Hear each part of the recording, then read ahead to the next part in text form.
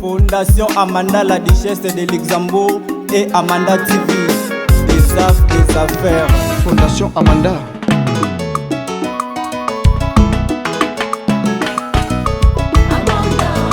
Amanda, oh, la duchesse, maman. Maman caresse. Le grand coach. Le but est le grand joueur, tout le monde qui lobby, les qui bongo Zadio, ZK, à la bonne invite club, avec Léopard, tout le monde qui est. Et toi qui semaine, tout le monde lancé ming, tu bongo sur le plan sportif. Le deuxième grand coach, Otto Yebi, mais moi on s'est présenté à la coach, na poule nini tout, la coach na kumpanzini, ya balé, nini, ils vont se présenter. Bonjour. Bonjour. Bonne santé. Santé très pépélé. Et tu sais permis penza se présenter pendant qu'on a bisu à poto dans le monde là, baye bayo. Comme on a eu Titi Arnold Eyanga, naza entraîneur ya volleyball niveau 1. Azabongo entraîneur volleyball. Tu es bien oti, tu es bien ah qui tu es bien mingi balanda ngote, mingi ba koyeba volleyball ya signé. Ni tu es bien pin est, tu es bien mingi. Alors la première question c'est comment beaucoup qui entraîneur pour y arriver, beaucoup entraîneur, beaucoup qui n'engani. Ba ba jubinoto c'est par formation. Bon, pour na comme entraîneur tout d'abord, na salaki école il y a éducation physique, naza éducateur physique de formation, na salaki humanité éducation physique. Après l'humanité éducation physique, na embrassé université éducation physique na IPEN. C'est là où naza ki goût il y a ko s'arranger pour que na comme entraîneur. Ma discipline est zaki belé. Mais dans mon quartier, naza moi na ya Kasavu Matongé, na koli tout proche il y a Carrefour de jeunes, nakata Carrefour de jeunes, ezaki na discipline ou ezaki ko sala rage, ezaki bongo volleyball. Et depuis le jeune âge, j'ai tenu à ce que na comme entraîneur ya volleyball pour que nazaro mona déjà ni volleyball ezaki ko évoluer niveau quartier et ça me faisait du bien nazala lokola un jour nazala entraîneur ya volleyball ya haut niveau. Il y a une impression pour que na l'éducation physique comme université et na la formation à niveau 1 à 3 reprises pour que na comme entraîneur il y a volleyball. Alors quelles sortes de compétitions que vous avez déjà affrontées depuis que vous êtes entraîneur? Depuis naza entraîneur déjà na entraîné compétition moko mais nazala entraîneur adjoint à compétition minene mi balé nazala entraîneur il y a compétition à sélection nationale il y a ba fille awana RDC après wana na ken Égypte nazaki bongo entraîneur ya équipe ya Mwangaza entraîneur adjoint et année oyo à l'absence de mon entraîneur titulaire ngane muna simaki responsabilité ya kozala entraîneur numéro 1 ya équipe ya Mwangaza na Égypte na compétition africaine des clubs. Ah bandeko balani mission biso mazamba TV toyoka vraiment carrière processus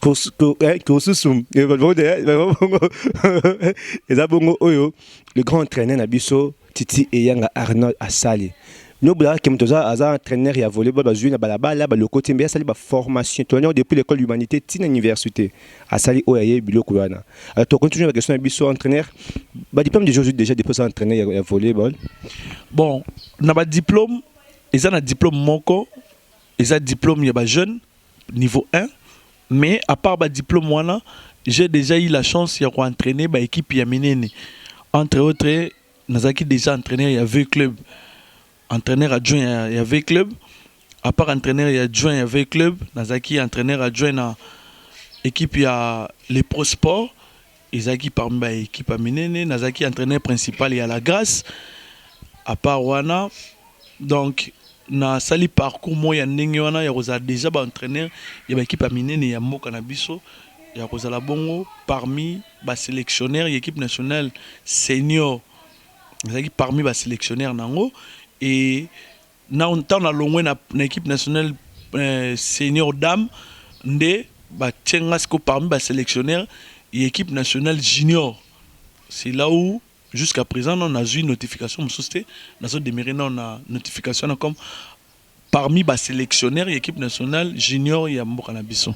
Alors, tout le monde qui sait pas comment vous avez marqué parcourir niveau en année sur l'équipe et puis diplôme de joueur déposé entraîneur. Est-ce que sorte de diplôme de joueur ou reconnaissance tant qu'entraîneur il y a volleyball?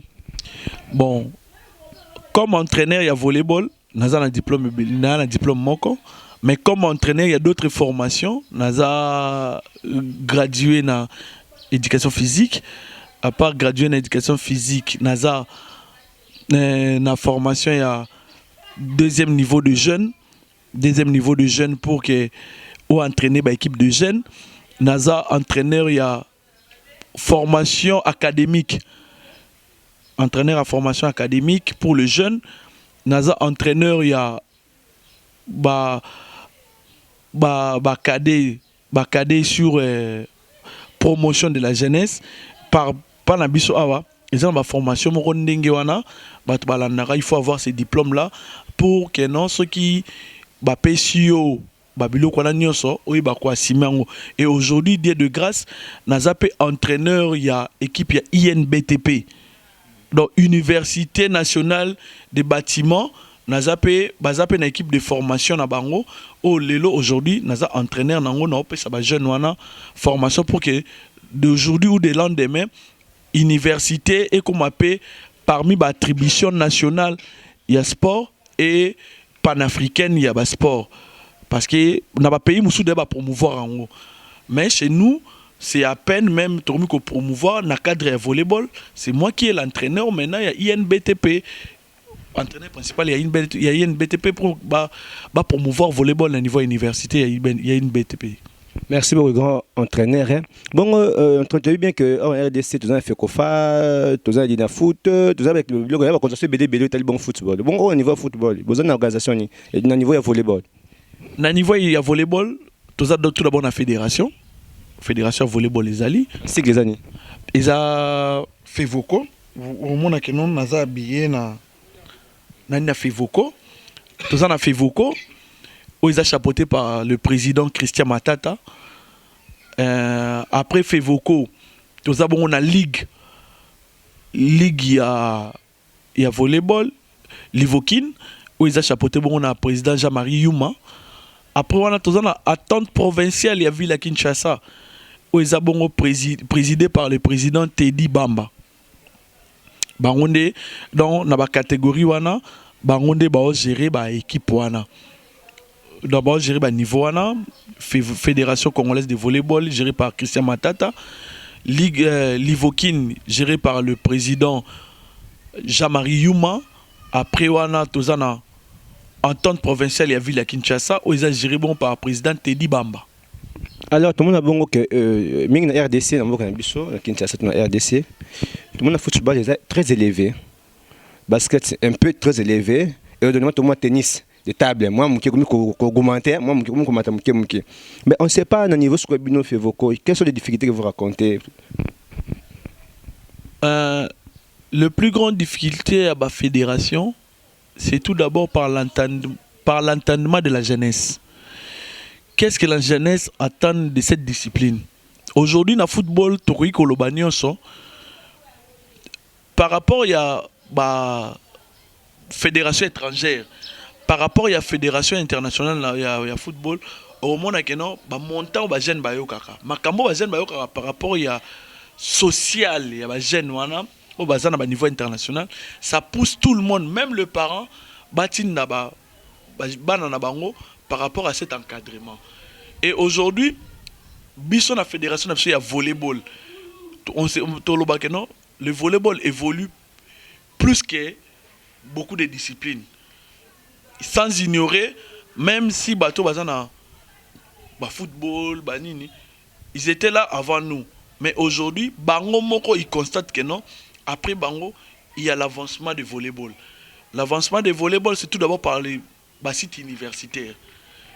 Tout ça les forts occupés par sites universitaires. À part wanato occupé par l'école humanitaire. Et là, on a des choses que non. Aujourd'hui, l'avancement est salement. Par rapport à la discipline de volleyball. Volleyball est une discipline oyo bato batanga na ba internat. Bato bazana niveau de maturité na connaissance ndé ba pratiquer rango. Ce n'est pas tout le monde. Aujourd'hui nous battons totinda même bato bazana niveau de connaissance plus bas comme à pratiquer pour que esa discipline oyo ezo kene en vogue na football.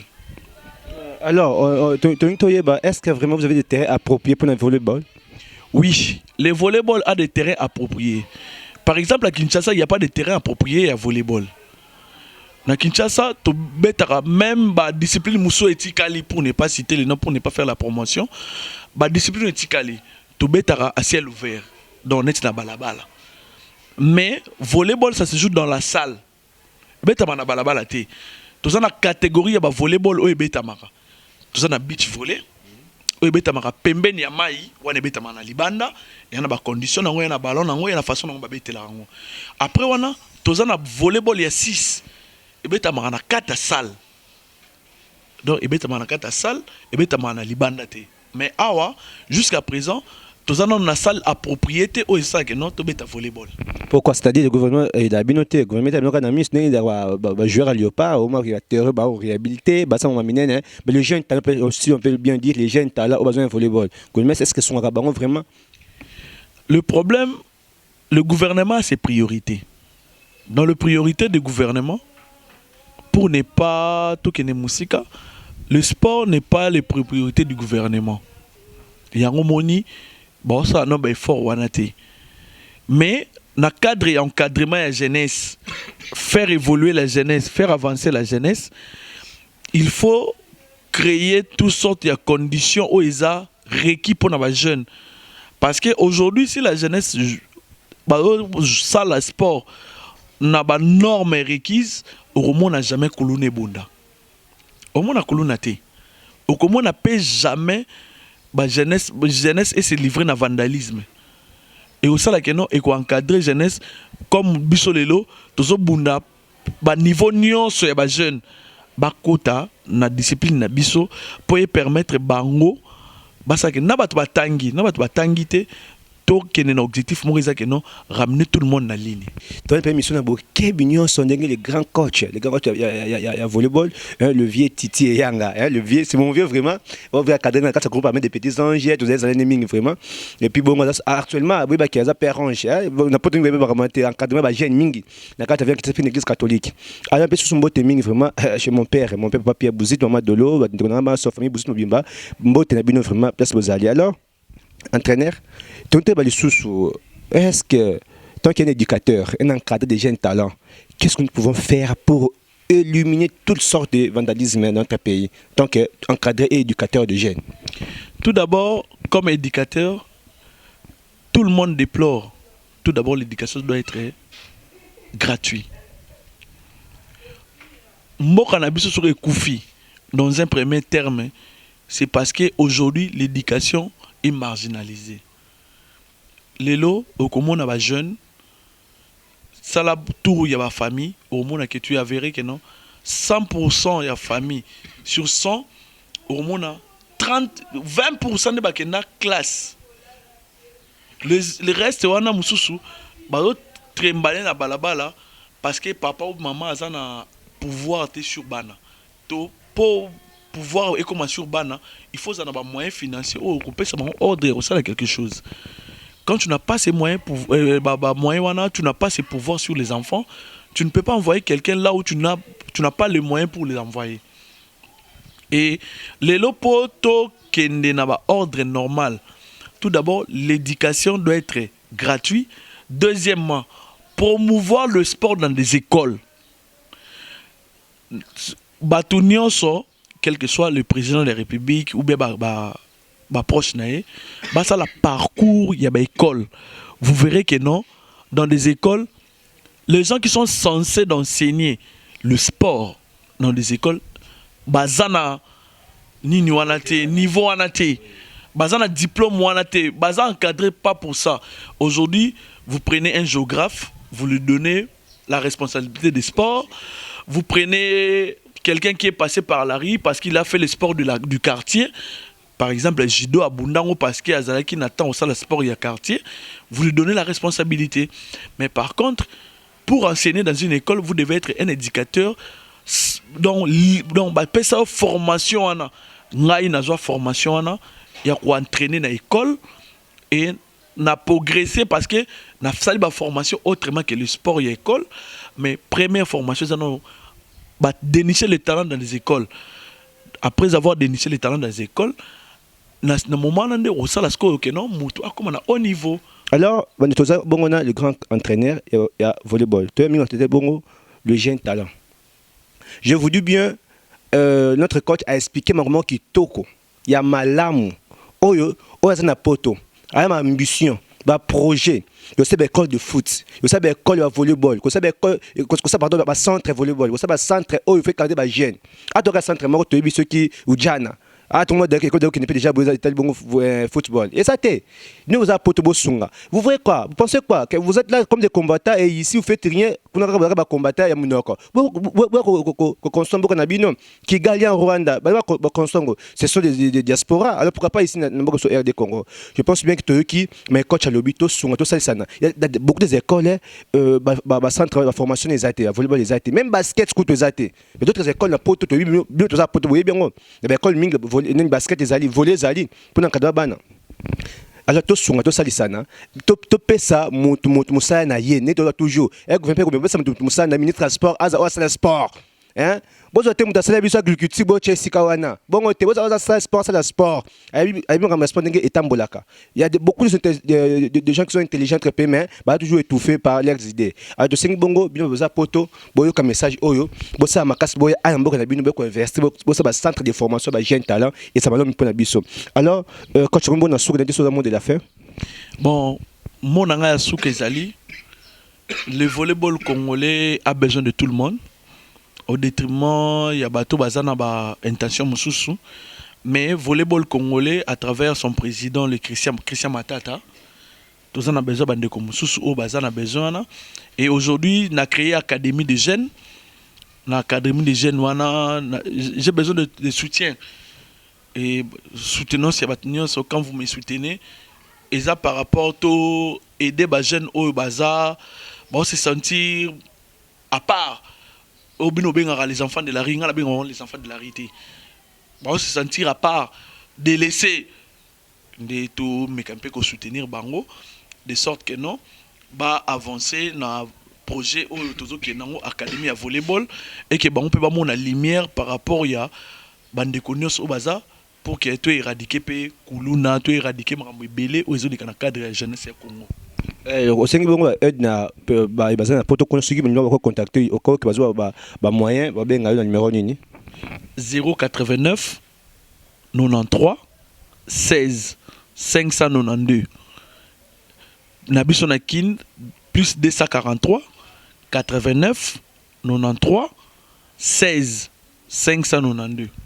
Merci Bongo d'habiter ceux que vous avez bamboto batoko pesa bamboto ya souka bazali. Tout d'abord, je salue ma femme Liliane Mokili et Gbegwine et je salue mes enfants Lys, Rissi et Choukran Bangoumi Satou et la famille tout entière, la famille Dikapel, la famille Eanga, famille Kana, donc basé Belé Bongo. Donc pour ne pas na tanga batu mususu eke bazala aisé na tangi plus wana mais batu nyoso ba yebi ngai pembeni ou bien de loin na pesi bino nyoso mbote bozala l'aise boy ba que no coach abosani biso te azana biso nyoso. Merci coach. Merci aussi na bino batu pesi opportunité wana Abazan pour encadrer la jeune talent académie volleyball et là madame vraiment pour clôturer notre émission d'aujourd'hui juste pour faire un petit résumé tu bien que boss on a jeune talent RDCP Kinshasa nous avons beaucoup d'enfants de la rue il y a 12 mois il y a 5 mois bana sur 11 ans na victoire baza ebelé na limite tout le batté alors bino de responsable poto autrement moi sunga là moi to ça ba jeune parce que ceux de ce le bon bazan du futur dans beaucoup ambition le bien ceux de détruire connaissance ta de maturité na bango de quoi arriver wapi na mboko na biso ya du Congo alors to sunga to ça sana to s'appelle bongo tout le monde bon prochain numéro. Fondation Amanda la Duchesse de Luxembourg et Amanda TV des affaires. Fondation Amanda.